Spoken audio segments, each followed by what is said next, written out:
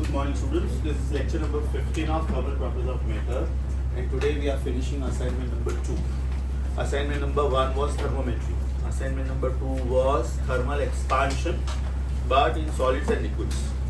Question number 1 to 9, expansion in solids. Question number 10 onwards. Please be on assignment number 2, the old book only, the old book. Check. Last time we, I think, stopped at question number 22. I'm not very sure. 22, 23, if you can help me. कहाँ पे stop किया था बेटा? Assignment 2 पे आ गया. Assignment 2. 21 पे stop किया था. तो 21 से शुरू करना. जब बीच में जो एक दो क्वेश्चन आके गए ना, उसमें से एक क्वेश्चन प्योरली जेडब्ल्यू मेंस का भी नहीं है, एडवांस का है. मैंने चेक किया. That is question number 19.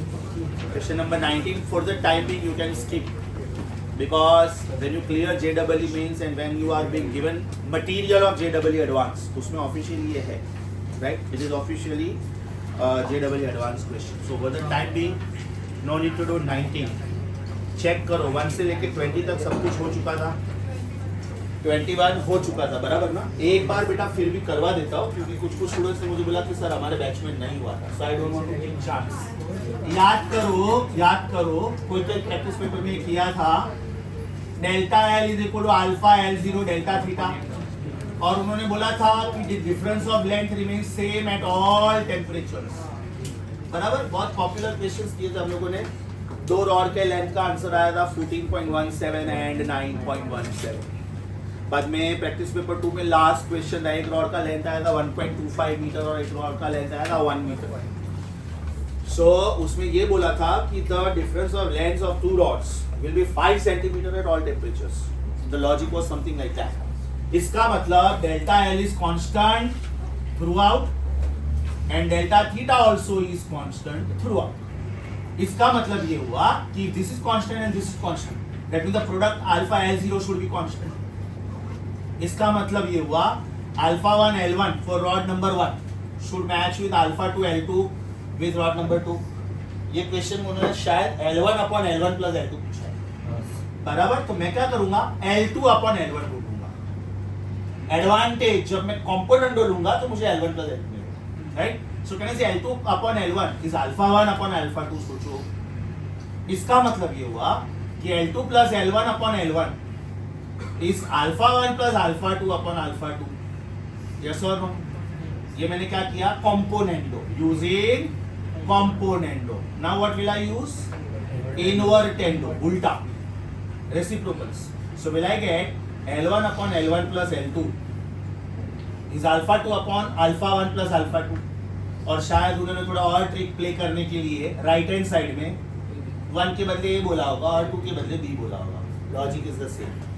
Logic is exactly the same. So 21 I remember somewhere in कोई तो प्रैक्टिस पेपर हम लोगों ने ये कर लिया, but still some students told me कि सर हमारे बैच में ये नहीं हुआ था. तो ठीक है, I did not want to take chance. Are you on question number 22? Are you on question number 22? 22 बेटा एकदम logical question. Apply common sense. Original length of the rod is 0.8 meter. Rods, metals, उनका alpha बहुत कम होता है. The power is 10 to -5 to -6. That means they expand by very, very, very nominal amount. So when the temperature was 0, that time the length was 0.8. So when the temperature is 20, what will be the length ये पूछा. तो 0.8 से थोड़ा ज़्यादा ही होगा ना. Are you getting my point? Options एकदम दूर है बेटा, चेक करो. 0.6, 0.7, 0.8, 0.9 मीटर. इसका मतलब 60 सेंटीमीटर, 70 सेंटीमीटर, 80 सेंटीमीटर, 90 सेंटीमीटर. तो खाली 20 डिग्री टेम्परेचर बढ़ रहा है तो कोई लेंथ थोड़ी 10 सेंटीमीटर बढ़ने वाला है. That happens in case of liquids and gases. Liquids and gases expand much more compare to solids. तो इसमें तो आप लॉजिकली आंसर दे सकते हो. The one which is little more than 0.8 and nearest to 0.8 is the answer. तो इसका बेटा लॉजिकल आर्ग्यूमेंट क्या आएगा क्वेश्चन नंबर 22 का. Alpha for solids is very, very small. So as temperature increases, length increases, but by very small value. इसका मतलब ये हुआ New length should be more than old. Therefore, new length should be more than 0.8 meter. But can I say by very small amount? तो सोचो बेटा. So what is the nearest answer? 0.8000. शायद 8 है. और वो आंसर एक्चुअली 0.8008 भी नहीं आ रहा है. 0.8005 आ रहा है. उसका रीजन बोलता हूँ. अल्फास का डिफरेंस देखो क्या अल्फास का 17 minus 12. So it should be 5 into 10 to minus 6. So the factor which comes is 0.00005. तो वो भी गलत है. But anyways, we have to select the nearest one to 0.8. I hope I am reasonably slow. चलो बेटा next one. Next one. Are we on 23rd question? Are we on 23rd question?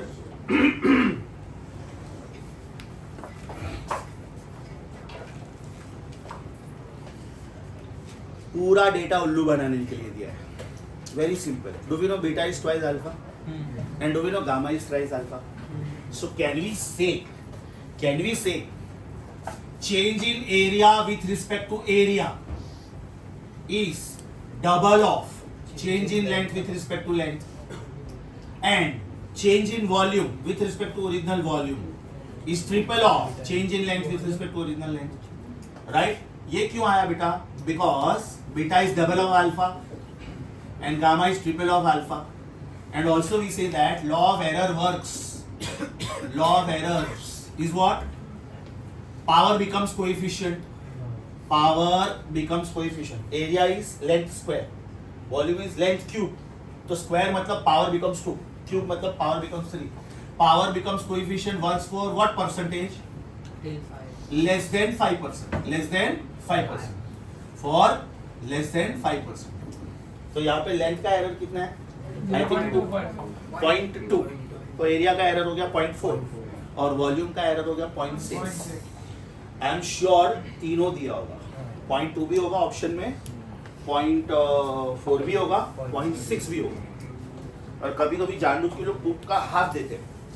उसमें question उल्टा पूछते कि अगर area का error 2% है तो लेंथ का एरर कितना? 1%. यस और easy. Next question. Question number 24. Question number 24.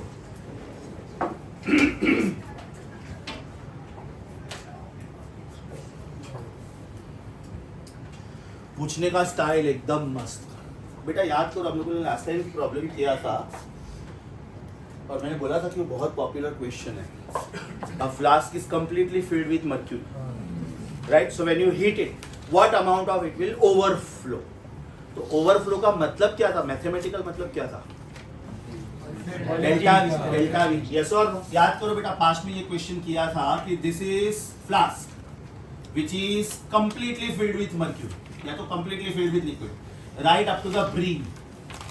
Right? And suppose this happens at 0 degree Celsius. This happens at 0 degree Celsius.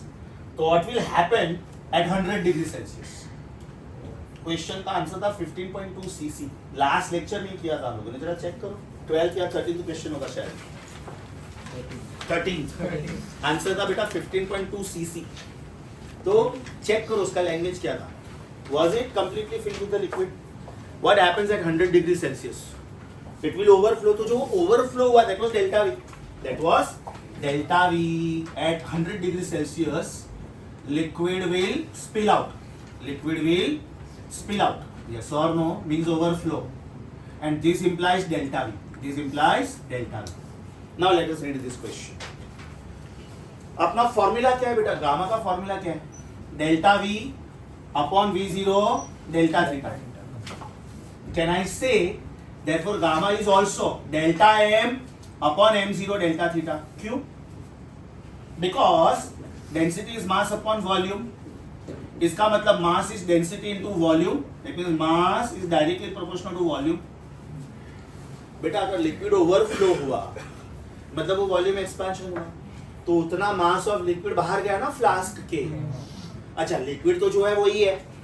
If you are heating water, water at 0 is now water at 20, water at 25, water at 50, water at 100 so overflows, something like that. इसका मतलब material change नहीं होता है. And therefore delta V upon V is replace by delta m upon m. Logic समझा? मैंने क्या बोला था, ये पूरे एक्सरसाइज में कैलकुलेशंस एकदम सिंपल है, we have seen this last time, but हर एक क्वेश्चन में language is tricky. Now read the question, now you will understand. They are saying 1/50th of the total mass expels out. इसका मतलब क्या हुआ मालूम है? अगर ये फ्लास्क में 50 ml है तो 1 ml बाहर गया, 100 ml है तो ऑन हीटिंग 2 ml बाहर गया। इसका मतलब वो जो 1/50 है उसका मतलब क्या है? What is 1/50? Is it m delta m upon m? Delta m upon m, ये समझा बेटा? कि वापिस बोलूं, what is the meaning of delta m upon m? Out of total, how much is gone? Out of total, how much expands and therefore goes out of the flask? Delta theta क्या है? Delta theta? How much? 20. Therefore gamma का answer हो गया बेटा 1/1000. 10⁻³ per degree Celsius. As you can see from the problems, alpha value, beta value and gamma value for solids are very poor. 10⁻5 to 10⁻6. Liquids में this value becomes 10⁻4. Gases में this value becomes 10⁻3, -2, -1 because gases expand very very fast. समझा? Question number 24. चलो बेटा go through. I remember last time मैंने इसका पूरा solution दे दिया, but I am discussing all the questions with you. They are all very good questions. Revise करना है कि आगे बढ़ूं? रिवाइज कर लो बेटा एक बार। अभी तक मैंने बोर्ड पे 4 प्रॉब्लम्स किए, आपको चारों रिवाइज करना है। No problem, I am waiting 5 minutes for you. Revise, pin drop silence, revise.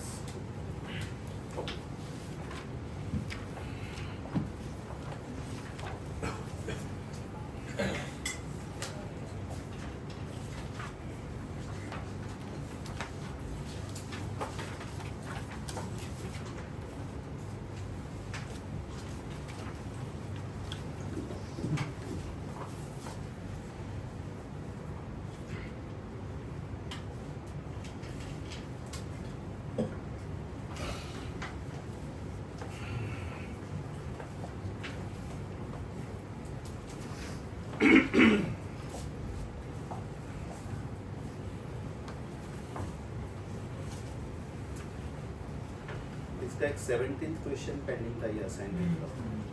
वो डेटा गलत है बेटा, क्योंकि उसको सॉल्व करने के बाद उसका आंसर आ रहा है -458 डिग्री सेल्सियस, और ये इम्पॉसिबल इवेंट है क्योंकि अभी तक -273 भी नहीं मिला, -273.15 भी नहीं मिला है यूनिवर्स में, तो उसका डेटा में कुछ गड़बड़ है।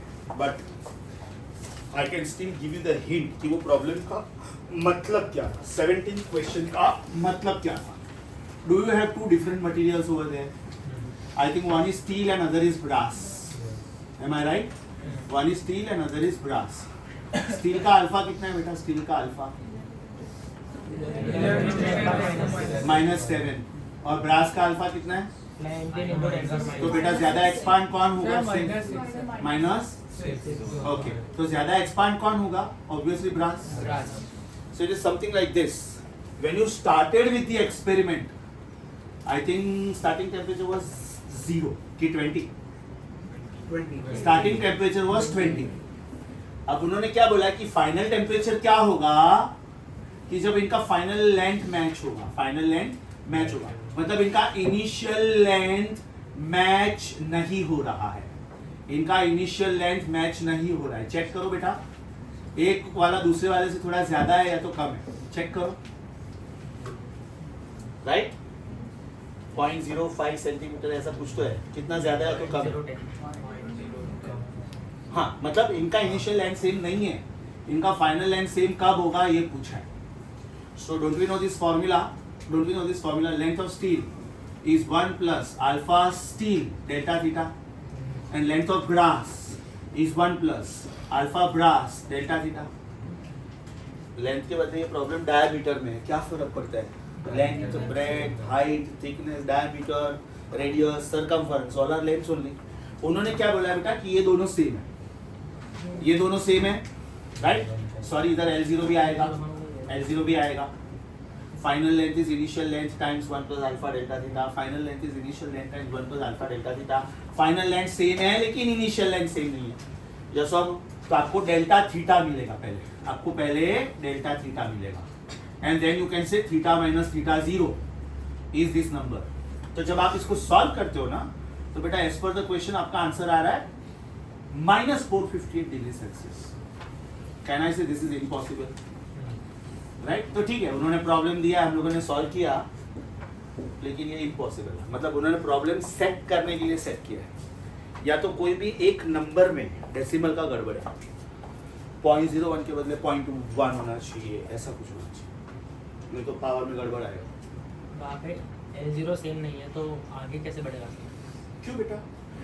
एक का लेंथ दूसरे से ज्यादा है, एक का लेंथ दूसरे से ज्यादा है. देख, स्टील का लेंथ इससे ज्यादा होगा, तो you take this length minus this length, simple, right? आगे किया है ये टाइप का क्वेश्चन, प्रैक्टिस पेपर 1 और 2 में ऐसे क्वेश्चंस थे, राइट? तो ये 17th क्वेश्चन बाकी था बेटा. खाली उधर कमेंट लिख के रखो कि चलो हमने सॉल्व तो कर लिया, करने के लिए सोल्यूशन है ना, एक काम करो, सोल्यूशन है ना, सोल्यूशन में देखो इसका आंसर -458 दिया है मैंने. हाँ, साइड में लिख के रखो, इम्पॉसिबल, बराबर, इम्पॉसिबल. ठीक है, उन्होंने जिस हिसाब से डेटा दिया अपना आंसर आ रहा है, बट प्रैक्टिकल लाइफ में दिस इज इम्पॉसिबल. चलो next question, question number 25. Again पूछने का स्टाइल मस्त, वेरी गुड स्टाइल. हाँ, ओके, कॉन्सेंट्रेट.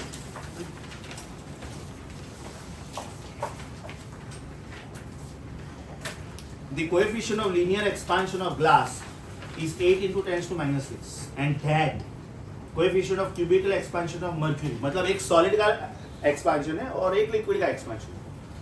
Solid के लिए उन्होंने अल्फा दिया है. अल्फा ग्लास कितना है बेटा? What is alpha glass? -6, बराबर, ओके. और गामा मर्क्यूरी कितना दिया? 10 to -4. Who expands faster? Liquids, because power -4 है खाली, जबकि -6 है, they hardly expand. That means with the naked eye it is impossible to observe this, right? Now this sentence is very important. Trust me, again calculations are very simple. The volume of mercury to be placed in the bottle in order that the volume of bottle not occupied by mercury. Underline, not occupied by mercury. इसका मतलब ये हुआ बेटा कि अगर ये bottle है, ये फ्लास्क है, करेक्ट? ये मर्क्यूरी है, तो ऊपर का पार्ट नॉट मर्क्यूरी है. They call it as empty space also sometimes, right? अब मैं इसको हीट करने वाला हूं, तो ये एक्सपांड होगा. हाँ, इतना ज्यादा एक्सपांड नहीं होता, मैं सिर्फ डायग्राम समझने के लिए कर रहा हूँ, राइट? तो ये बेटा एम्प्टी स्पेस उतना ही रहेगा. इसका मतलब ये हुआ, ट्राई टू अंडरस्टैंड. अगर ये 100 ml का फ्लास्क है, सपोज बेटा ये 50 ml है, तो ये 50 ml है. एज पर द क्वेश्चन वो लोग क्या बोल रहे हैं? एक्सपांड होने के बाद ये 51 हुआ तो ये भी 51. इसका मतलब ये हुआ कि volume occupied bye mercury and volume not occupied bye mercury always remains the same. You know what does this mean? You know what does this mean? This is similar to this बेटा.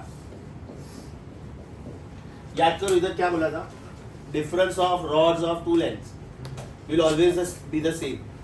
आप लोग यही assignment का 5th question देखो. Same assignment का बेटा 5th question देखो. Language पढ़ो उसका. The difference of lengths of two rods is 5 centimeter at all temperatures. मतलब क्या हुआ? इधर देखो. मतलब क्या हुआ? अगर ये 10 है तो ये 15 है. अगर ये 11 हो गया तो ये 16 हो गया. ये 12 हो गया तो ये 17 हो गया. ये 13 हो गया तो ये 18 हो गया. ये x है तो ये x + 5 है. लॉजिक समझा? अभी वो पर्टिकुलर क्वेश्चन में देखो हमारा लैंग्वेज क्या था? Delta L is constant at all temperatures. तो ये क्वेश्चन में क्या लैंग्वेज होना चाहिए? Delta V. Delta V is gamma V0 delta theta. बेटा volume occupied by liquid and volume not occupied by liquid हमेशा कांस्टेंट रहता है कि नहीं? इसका मतलब change in volume is constant throughout. Yes और नो? एट ऑल टेम्परेचर्स मतलब ये भी कांस्टेंट हुआ.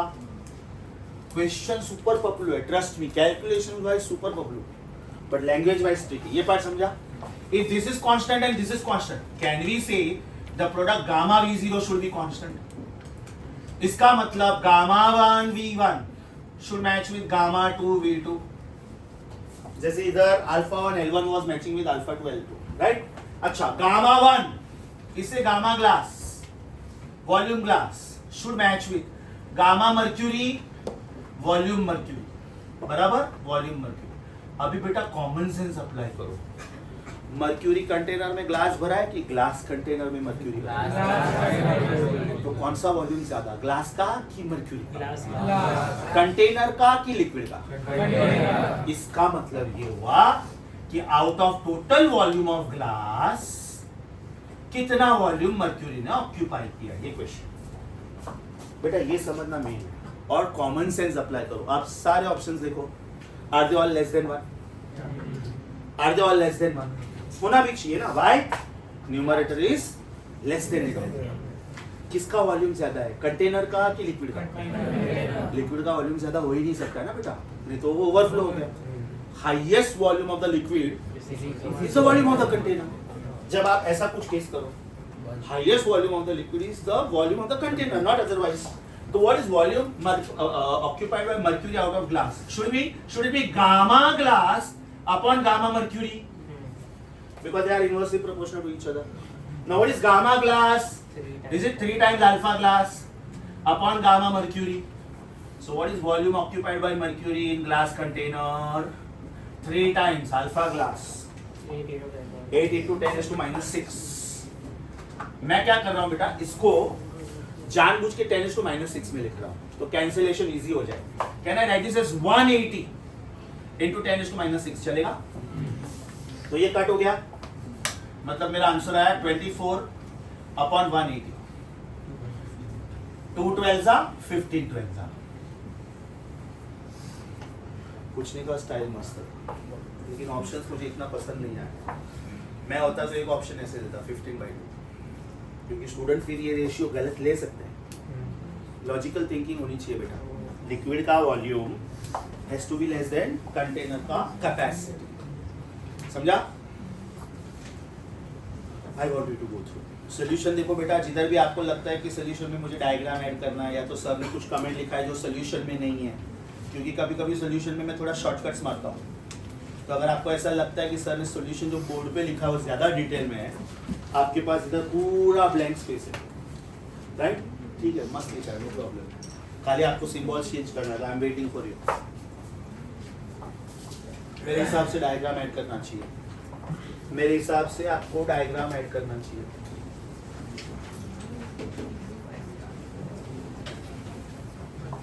मैंने बोला था वैसे और एक संडे इसमें वेक्टर्स इंक्लूड नहीं कर रहा हूँ, बिकॉज असाइनमेंट 2 का आप लोगों को इतना प्रैक्टिस नहीं मिला है।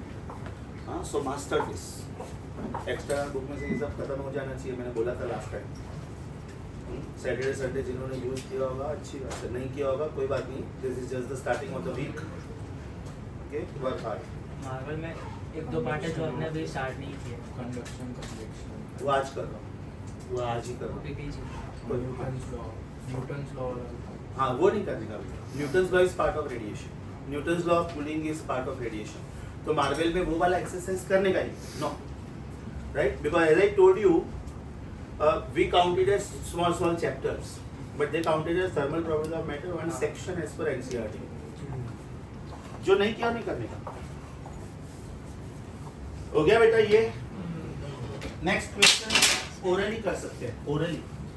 पावर बिकम्स कोएफिशिएंट, चलो इजी है। आंसर बोलो।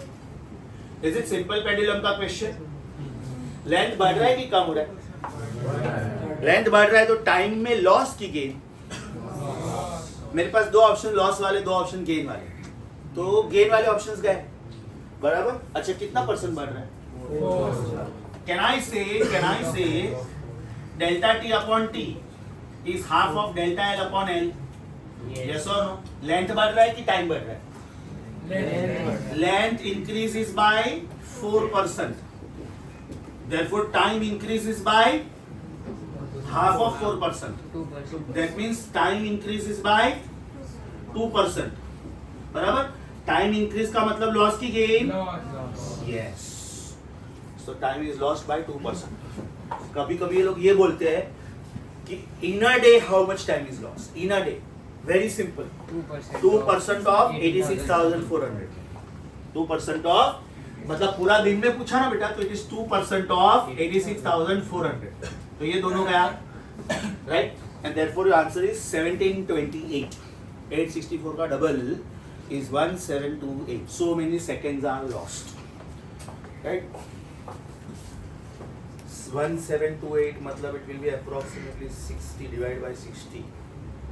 25 60s are 1500. 26 27 around 27 minutes का है. पूरा दिन में around 27 minutes का है. Means it's a very bad pendulum which you have designed. Very bad. इतना error आया तो. Okay. चलो बेटा next one. Is it over? Loss एक बार एक्सप्लेन करो. लॉस बेटा जब हम लोग ज्यादा टाइम लेते हैं एक्सपेक्टेड से मतलब हम लोग स्लो है. तूने एक चैप्टर रिवाइज करने के लिए सपोज संडे में 2 चैप्टर है, फ्राइडे तक अपना लर्निंग हो गया, सैटरडे मेरा फाइनल रिवीजन चल रहा है. हाँ, और मेरे संडे को 2 एग्जाम्स है, फिजिक्स एंड मैथ्स. मैं 12 घंटे है मेरे पास. मुझे मैथ्स के 2 चैप्टर करने हैं, फिजिक्स को 2 चैप्टर करने हैं और सब इक्वली लेंथी है. तो मैंने 3 आवर्स का टाइम अलॉट किया. फिजिक्स के 2 चैप्टर को 6 आवर्स, मैथ्स के 2 चैप्टर्स को 6 आवर्स. अभी फिजिक्स का 1 चैप्टर को रिवाइज करने में मुझे 4 घंटा लग गया. Means I was suppose to revise it in 3 hours. I to 4 hours. Did I take 1 hour extra? So that is going to screw up my other preparation because I am taking more hour. I am taking 1 hour more to revise. It's not gain, it is loss. मेरा salary 3 lakh रुपया और 4 लाख रुपया हो गया तो I am happy. 33% rise. लेकिन मुझे 3 घंटा लेना चाहिए था और मैंने 4 घंटा लिया रिवाइज करने के लिए चैप्टर, तो वो लॉस है ना. You are taking extra time. अभी समझा?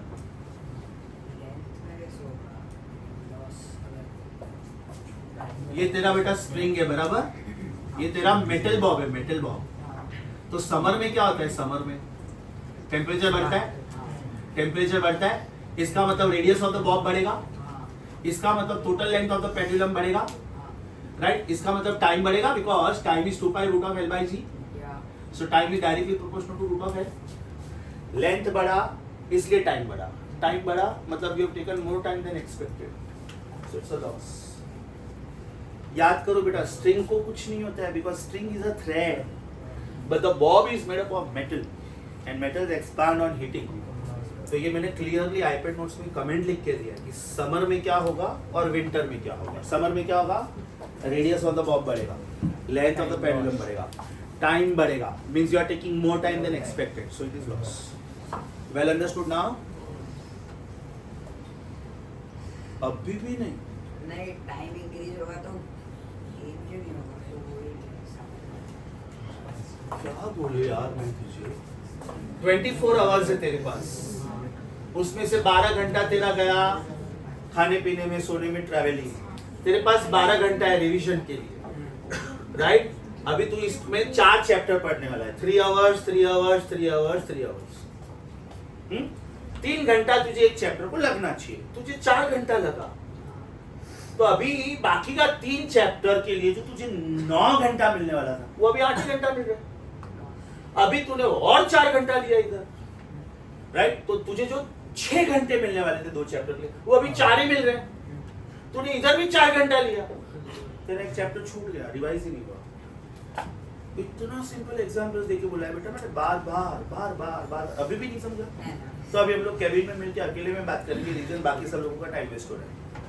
बाकी सब लोगों को समझा बेटा? If you take more time than expected it is not gain, it is loss.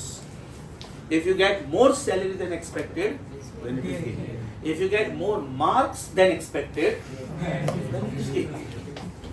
If you have more blood pressure than expected it is a loss. If you have more weight than expected, example me, it is a loss to my health.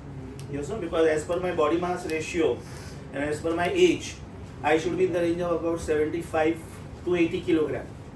I am around 100 kilograms, so it is a loss actually. Okay, chalo next one.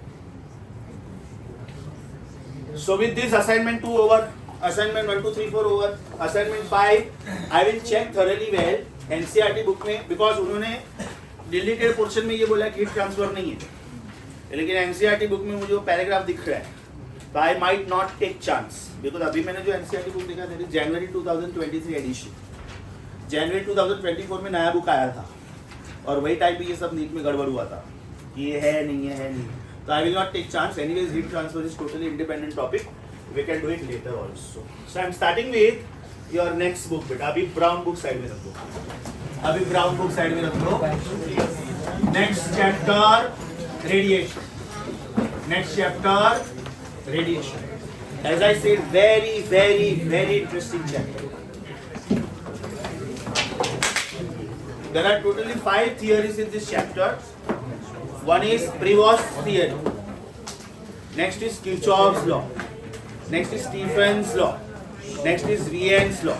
And next is Newton's law. I told you in the past, during thermometry, we talked about one device called optical pyroheliometer. That means without going to very, very hot stars, we cannot even send the spaceship over there. We cannot send any yarn over there. But still we know the temperature of that place. Temperature of the sun is known to us. At the center also and at the surface also. The surface area is called chromosphere because we get to see different colored lines. We call them as spectral lines. The central portion is called photosphere. Very, very hot. The temperature is about 2 crore degrees Celsius.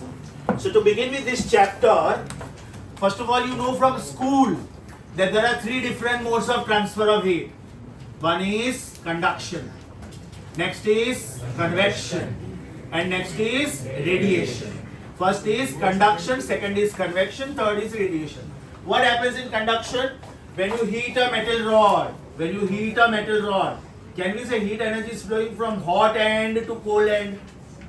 Right? इसका मतलब only energy is transferred, but the material itself is not transferred. ये rod है, मैंने यहाँ पे source of heat रखा, मुझे यहाँ पे starting में कुछ feel नहीं होता. I can hold the rod. After some time I will feel this becomes warm, then hot, then very hot, then I can't hold it. इसका मतलब only energy is transferred. You will not see this. इसका मतलब material also is transferred. But when you heat a liquid, right? Convection. मान लो बेटा एक beaker में मैंने पानी लिया, okay? और या तो copper vessel में पानी लिया और यहाँ पे मैंने heat किया. So can I say the bottommost layers are the nearest layers to source of heat? Density is mass upon volume, right? उनका volume बढ़ता है इसलिए उनका density कम होता है. किसका? Bottommost layers का. That means hot layers become less dense, and because they become less dense, hot layers move up. Hot layers move up, and colder layers come down. These are called convection currents. आपके book का cover page बेटा, हाँ यहाँ पे kettle है. You have taken maybe tea or some liquid. Do you see these red arrows? Red arrows मतलब hot layers move up, cold layers come down. Then they get heated up. इसका मतलब energy was transferred only from a point at higher temperature to a point at lower temperature. But even the matter is transferred. इसका मतलब ये हुआ कि conduction और convection दोनों में, do you agree with me? Medium is essential. Medium is essential. Medium is necessary. Conduction takes place in solids. Conduction takes place in solids and conduction takes place in solids and convection takes place in fluids, liquids and gases. Conduction takes place in solids and convection takes place in liquids and gases, मतलब fluids. In school you must have heard about land breeze and sea breeze. Have you heard about this? Yes. When solar radiations fall on sea, they fall on sand also, right? हम लोगों ने भी एक question किया था कि out of sand and water who will be heated up more? Answer was sand. Yes or no? So during the daytime what happens? Sand becomes very hot, water becomes hot but not equally hot. So the air above the sand is very, very hot.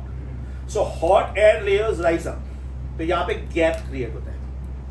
And the breeze will come from the sea to the land. From the sea to the land. So it is called sea breeze. During the night time exactly ulta happens. So it goes from the land to the sea. So during the daytime when you go now, unless and until it is really windy, during the daytime you will get sea breeze. But during the night time, even if you are walking on sea, sometimes you feel hot. Reason, it is ulta breeze, right? Unless and until it is really windy or maybe the surrounding temperature is really low. So that is the example of convection currents air. Take water at 0 degrees temperature. हाँ, only between 0 and 4 of course. 0 and 4 में exception होगा बेटा. ये मैं water at room temperature ले रहा हूँ. Of course. ये आपका जो diagram है ना, this is not between 0 and 4. Or maybe you are making a tea in a kettle. Right, so it is room temperature, perfect. 0 और 4 पे तो उल्टा ही बिहेव करेगा, ये समझा। रेडिएशन में बेटा it takes place in the form of electromagnetic waves. Radiation is the mode of transfer of energy. It takes place in the form of electromagnetic waves, and mind you, electromagnetic waves can travel through vacuum also. Electromagnetic waves can travel through vacuum also. इसका मतलब material medium is not necessary. We get solar radiations. We get solar radiations. ये sun है बेटा, ये sun है, okay?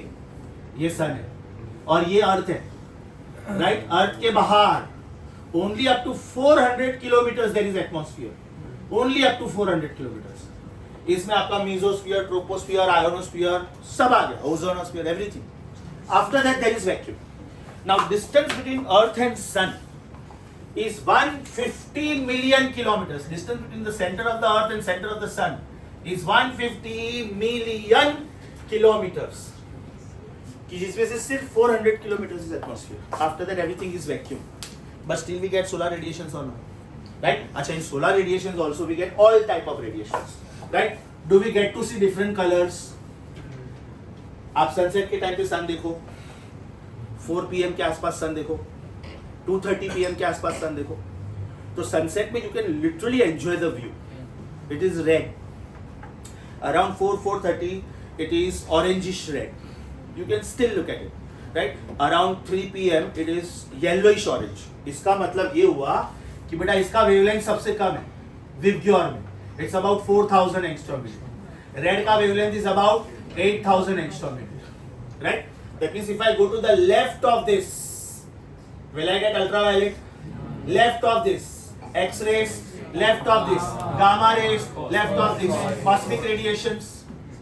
Right? Ultraviolet radiations का wavelength होता है in the range 100 angstrom minute to about 4000. X-rays का range होता है between 0.1 angstrom minute to about 100. Gamma rays is around 0.05 angstrom minute. Cosmic radiations तो 0.001. Right?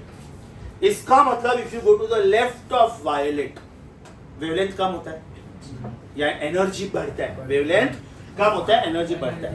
So if you go in left direction, what happens? If you go to the left, lambda कम होता है, frequency बढ़ता है। बेटा ये symbol मालूम है सबको?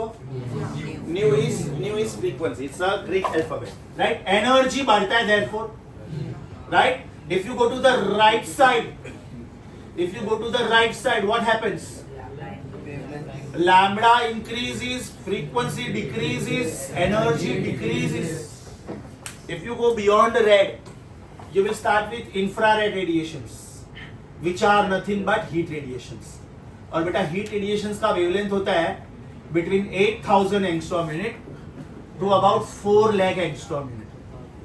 तो इसमें भी दो सब टाइप्स हैं, 8000 to 2 lakhs, right? They are called hot radiations, and 2 lakhs to 4 lakhs, they are called warm radiations, cold, warm, right? Because 8000 to 2 lakh मतलब वेवलेंथ कम हुआ, 2 lakh to 4 lakh मतलब वेवलेंथ ज्यादा हुआ, राइट? उसके बाद में आता है बेटा माइक्रोवेव्स। आपका मोबाइल फोन का frequencies are this, your mobile phone frequencies are this, okay, mobile frequencies are this, right? There after you get radio waves, wavelengths are more than 1 meter, right? We have one very interesting and simple law. I am super sure ये आप लोगों ने सुना होगा. Energy of radiation is directly proportional to frequency of radiation. This is Planck's law, Max Planck's quantum theory of radiation. इसका मतलब ये हुआ कि E is h times nu or is h times c upon lambda. तो जिधर wavelength कम उधर energy ज्यादा, जिधर वेवलेंथ ज्यादा उधर energy come, right? So mobile frequencies are having high wavelengths, low frequencies, low energies. But doctors have proved this in medical science that prolonged exposure of any kind of radiation is harmful to living things, plants, animals, human beings, everyone. Right? So पहले ऐसा mobile phone continuously use करते थे तो लोगों को पता नहीं होता था, but now doctors have proved कि ये पोर्शन आपका एकदम delicate portion, tympanum bone, the smallest bone in your body, membrane, olfactory nerve, right? Auditory nerve, olfactory nerve is sense of smell, auditory nerve, right? Optic nerve, sense of vision. पूरा आपका power house इधर है. So if you use mobile continuously, right, then prolonged exposure, knowingly or unknowingly, will harm your memory. Sometimes देखो कभी कभी होता है, अरे यार 10 सेकंड पहले मुझे याद था क्या करना था, याद ही नहीं आ रहा है. Sometimes this happens to you, right? These are long-term effects of overuse of gadgets, electronic gadgets. When you watch TV also, na, those radiations are coming to your eye directly. When you go and watch the movie in the theater, mind you, from the projector it falls on the screen. तो radiation का power काफ़ी dilute हो जाता है और बाद में आपकी आंखों में आता है. तो you are very comfortable. But when you look at the TV screen, when you look at the mobile screen, your ciliary muscles become weak because they have to do continuous work in moving your eyeballs when you're looking at the screen. तो आपके eyeballs एकदम speed में घूमते हैं. अगर आप उसको microscopic view से देखोगे स्लो मोशन कैमरास में, तो आपके eyeballs एकदम फास्ट घूमते हैं, राइट? आपका प्यूपिल डायलेट ऑब्लेट बढ़ते और कम होते रहते हैं. मतलब आपका ये पोर्शन डैमेज होता है. बाद में जो इमेज फॉर्म होना चाहिए येलो स्पॉट पे, ब्लाइंड स्पॉट पे, वो बराबर से फॉर्म नहीं होता है. आपके नंबर्स बढ़ते हैं. So prolonged exposure is gradually damaging your ciliary muscles, damaging your optic nerve, damaging your auditory nerve, right? इसलिए डॉक्टर बोलते हैं कि जब ज़रूरत है तभी फ़ोन पे ऐसे बात करो, right?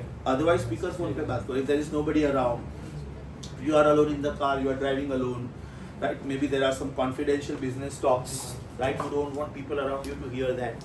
You are traveling by rickshaw, you don't want rickshaw wala to hear some confidential talks. Where do you stay?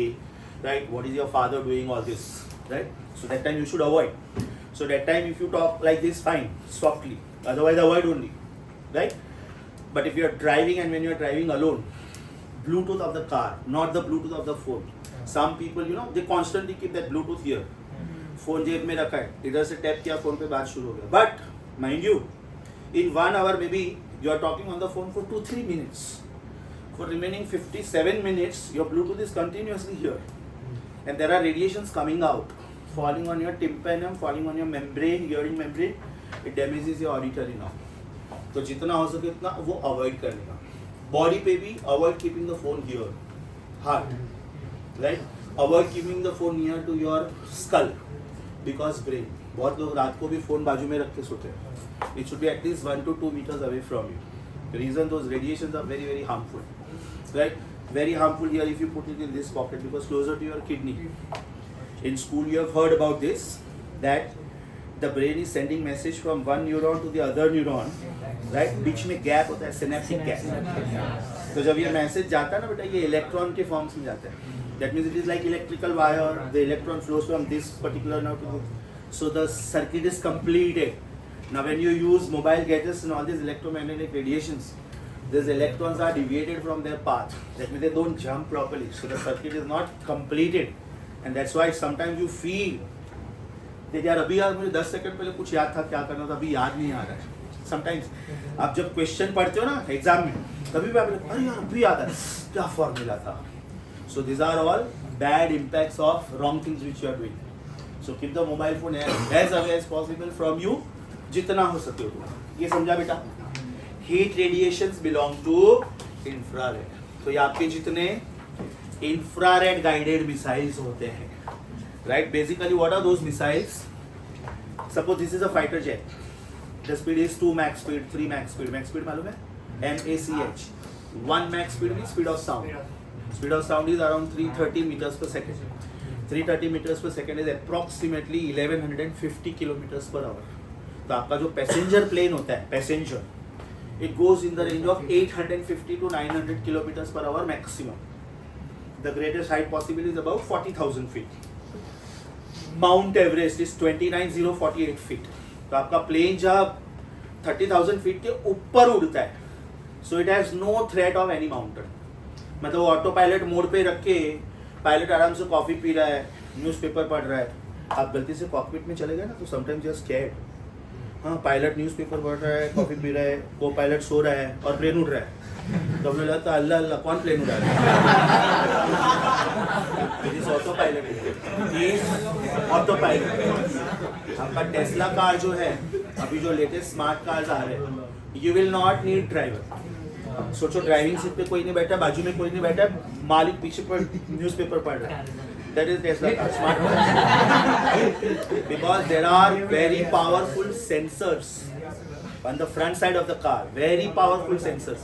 तो कोई एक चीज सपोज 10 मीटर के रेंज में आ गया, 100 मीटर के रेंज में आ गया, डिपेंड है कार का स्पीड कितना है. अकॉर्डिंगली इट विल सेंस कि कोई व्हीकल आ रहा है बीच में, सो कार का स्पीड अपने आप कम हो जाएगा. You don't have to do anything. Are you getting this? Those are smart cars. So infrared radiation, infrared missiles, basically there are two main missiles. One is laser guided missiles, other is infrared missile. तो कोई भी plane जब उड़ता है ना, from the tail portion tremendous heat radiations come out. So these infrared missiles, they follow these heat radiations. They actually don't follow the plane, they follow these heat radiations and accordingly they will blast it off. Because इसका speed होता है 2-3 max speed और इसका speed होता है around 7 to 8 max speed. For example, BrahMos missile by India, its speed is about 5,500-6,000 kilometers per hour. Ghori missile by Pakistan, it's about 3,500 to 4,000 kilometers per hour. Iskander by Turkey, ना European world ने उसका नाम दिया है शैतान missile, because उसका speed है 11,000 kilometers per hour. So when it is a missile attack, which country's missile is powerful, accordingly the result is decided. अभी सपोज यूक्रेन ने एक मिसाइल फेंका, उसका स्पीड है 5,500. नाउ रशिया के सैटेलाइट्स उसको कैच करेंगे कि यहाँ से मिसाइल स्टार्ट हुआ है. They will go for the missile whose speed is 9,000 kilometers per hour. भले इसने पहले मिसाइल छोड़ा है, पहले ये पहुंचेगा क्योंकि इसका स्पीड सिर्फ 5,500 और इसका speed 9,000 kilometers per hour. So those are warfare techniques, right. Drone technology absolutely dangerous, no man made, और खाली 50 kg का ड्रोन होता है, right? And it will carry a warhead of 30 kilogram bomb, 40 kilogram bomb. If it is a nuclear warhead, then कोई भी country में जाके तो ऊपर से छोड़ दो. Are you getting this? That's why in India it is banned. जब आप वेडिंग में इधर उधर जाओगे तो जो ड्रोन फोटोग्राफी होती है ना, उसमें लिटरली पुलिस का लाइसेंस चाहिए. We are going to use drone for the wedding photography. Otherwise it is not allowed. You may misuse it, right? Hong Kong के एयरपोर्ट पे drones मिलते हैं, means as a tourist you can buy it. You can take it to your country, provided in your country the license is allowed. You can buy the drones. In US, particularly, you know, the Brazil part and all that, you can buy the guns. US में छोटा 14 साल का भी बच्चा आ जाएगा, 8 साल NAND ने बहुत होमवर्क दिया था उधर.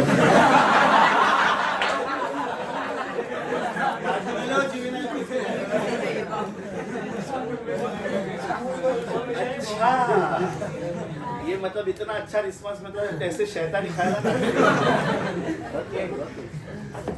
लॉजिक समझा बेटा? So this is Planck's law, right? In this chapter itself, we are going to study one very beautiful law. In the next class, I'm going to do problems also on this. It is called Wien's displacement law, and the law is very simple. It says wavelength is inversely proportional to absolute temperature.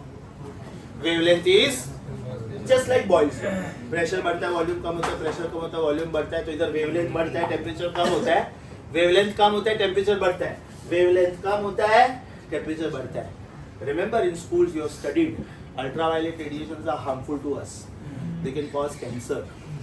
Ozone layer is protecting us from that. Now with the technological developments, global warming and all that, the scientists are finding hole in ozone layer, ozonosphere, in some parts of the world. Right? For example, Australia के ऊपर थोड़ा उनको damage दिख रहा है because of tremendous industrial developments. So now those solar radiations are directly coming to human body because they were first passing through ozone layer. Ozone layer used to absorb ultraviolet radiations, but now they are coming directly to human body. So some particular areas are very dangerous for mankind to stay there because they are directly susceptible to cancer. Ultraviolet radiations are those dangerous, so they have migrated from that place. Right? So that is Wien's law. We are going to do this in detail in the next lecture. Next, when you supply heat energy, अच्छा और एक बात बेटा, ये chapter में प्रिवॉस theory आएगा, Kirchhoff's law आएगा, Stephen's law आएगा, न्यूटन्स लॉ आएगा और वियन्स लॉ आएगा. ये 5 में से 3 लॉज में टेम्परेचर का एब्सोल्यूट स्केल में होना जरूरी है, compulsory, right? Celsius not allowed. इसलिए ये चैप्टर जब आप पढ़ोगे ना, शुरू करोगे ना, सबसे पहला आर्टिकल मैंने दिया एब्सोल्यूट जीरो का. which is actually memory recall, which we have done in the previous class. Have you not done this, beta? Pressure versus temperature ka graph, right? Was the graph like this? They were meeting at one common temperature, and this temperature was minus 273.15. That is 0 Kelvin. So when you start with the chapter radiation, you will find two things repeated. One is comparison between Celsius scale and absolute scale. No Fahrenheit. Fahrenheit is used only by doctors. Reason, out of 5 laws, in 3 laws, we require the temperature in Kelvin, compulsory. Point number 2, you will find the characteristics of absolute zero. What are the characteristics of absolute zero? It is the lowest possible temperature which is being thought of. The value is minus 273.15 Celsius. This is the temperature at which the gas stops exerting pressure, and the gas occupies minimum possible volume. And practically this temperature is not attained in the laboratory. तो बेटा ये दो article repeat मिलेगा आपको, right? Now the actual chapter starts. ये एकदम basics हो गया. ये आपको लाइट में भी आएगा. Wednesday you are starting with refraction of light. So please bring that book. Don't forget. Right? Now over here, the supplied energy is utilized by the substance in 3 ways. Part of the energy is absorbed. Some part of the energy is transmitted. Transmitted means it is passing through the body. And some part of the energy is reflecting back to the surrounding. So over here we have got 3 coefficients. Coefficient of absorption, coefficient of transmission, and coefficient of reflection. Coefficient of reflection. Coefficient of absorption is denoted as chota a. Coefficient of transmission is denoted as chota t. And coefficient of reflection is denoted as chota r. Suppose this is the object. Suppose this is the object.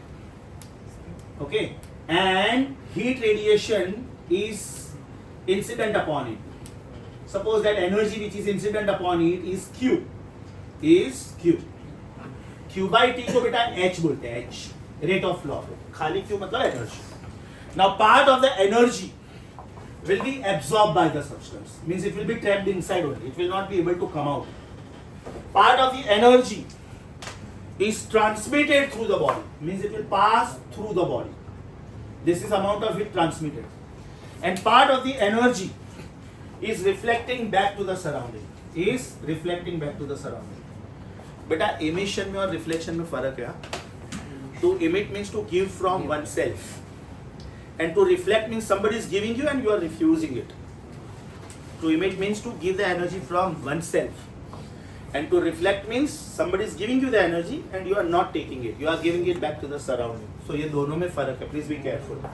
इसका मतलब amount of energy is part of it is absorbed, part of it is transmitted, and part of it is reflecting back to the surrounding. Let us divide throughout by Q. So Q by Q is QA by Q plus QT by Q plus QR by Q. The ratio QA by Q is the amount of heat energy absorbed by the body to the total amount of heat energy falling on the body. Right? That ratio is called chota a. Please don't misunderstand कि Q cancel हुआ है. This QA means heat absorbed. And this Q means out of the supplied. मतलब suppose मैंने 100 calorie supply किया, उसमें से 24 calorie absorb हुआ, right? 36 calorie reflect हुआ. 24 plus 36 is 60. मतलब 40 ट्रांसमिट हुआ होगा. Are you getting my point? So QQ is not cancelled. So the ratio QA upon Q is chota a. The ratio QT upon Q is chota t. The ratio QR upon Q is chota r.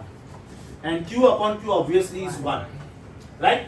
1 का मतलब 100%. 1 का मतलब 100%. 100 upon 100 is 1. बराबर? अगर there are some bodies, suppose let us assume if A becomes 1. If A becomes 1, there is nothing left for T and R, no? पूरा का पूरा 100% energy absorb हो गया. इसका मतलब R and T both become 0. So such bodies are called perfect absorbers. Problem solve करने के लिए लोग कभी-कभी बोलते हैं परफेक्ट ऑब्जर्वर या तो ideal observer, but we know from the second law of thermodynamics, no machine is 100% ideal. मतलब इमेजिनरी में देते हो लोग. If T becomes 1, will it be perfect transmitter? right? And if R becomes 1, will it be perfect reflector? Yes or no? Mind you, in the language of physics, black is not a color, white is not a color. Black का मतलब perfect absorber and white का मतलब perfect emitter, right? That means black means all the wavelengths are absorbed and your eyes will see darkness. And white means all the wavelengths are present. It is something like when white light is passing through prism and you get 7 colors. So when those 7 colors are again passing through ulta prism, you get white light back.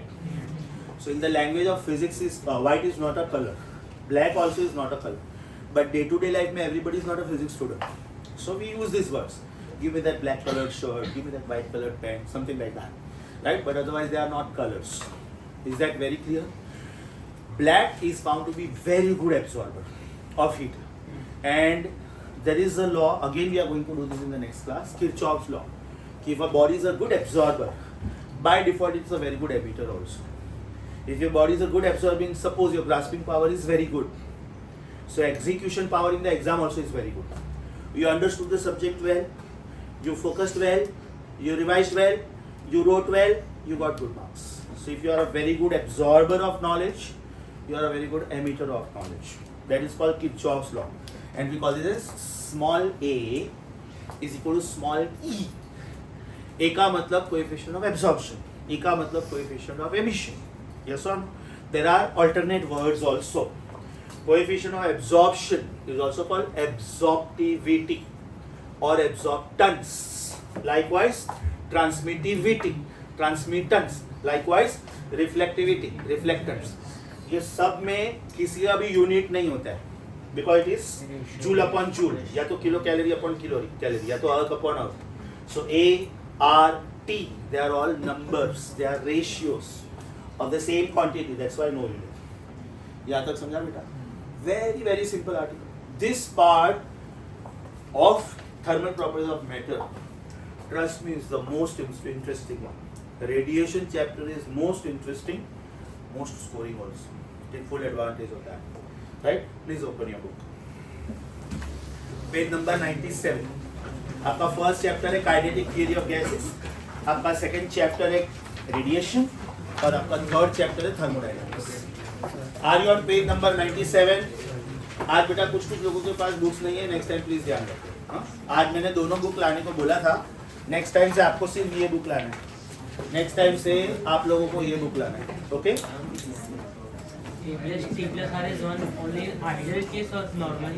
Normal case में ideal case में if A is 1 तो R और T के लिए कुछ बचा है नहीं, but that is impossible actually because ideally nothing is ideal.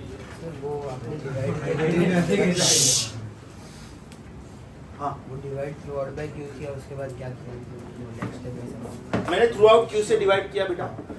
This ratio is called छोटा है. Amount of heat energy absorbed by the body out of the total amount of heat supplied to the body. Let me make it easy for you.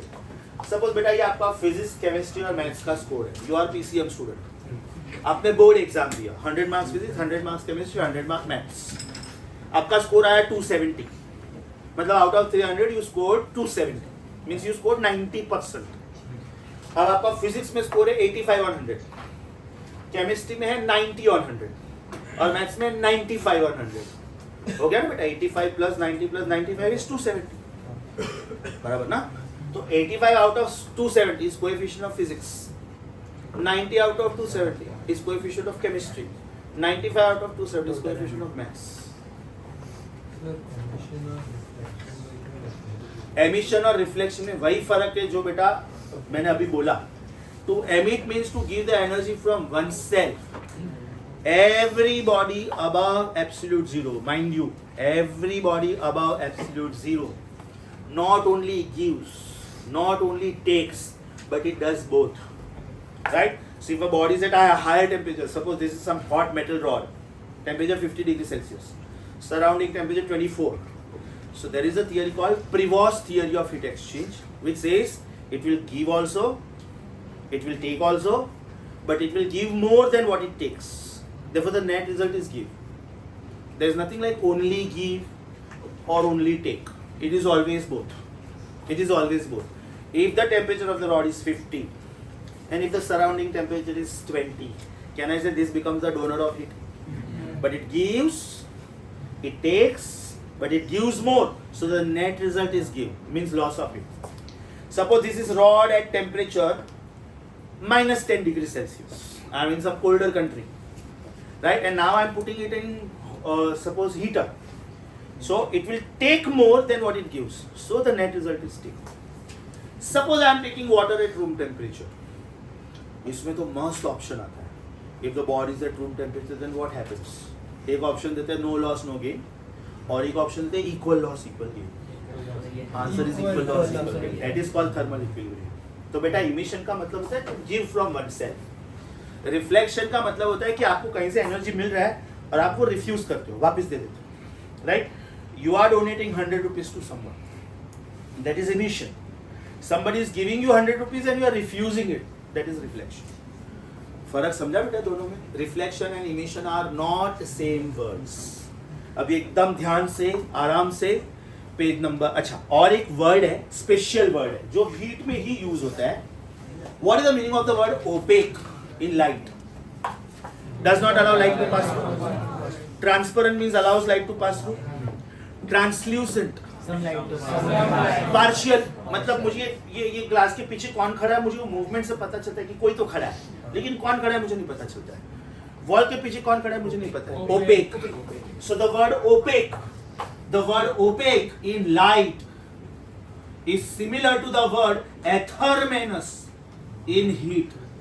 OPEC का मतलब होता है does not allow light to pass through. Athermenous का मतलब होता है does not allow heat to pass through. Does not allow means it's a bad conductor of heat, right? There is another word diathermenous.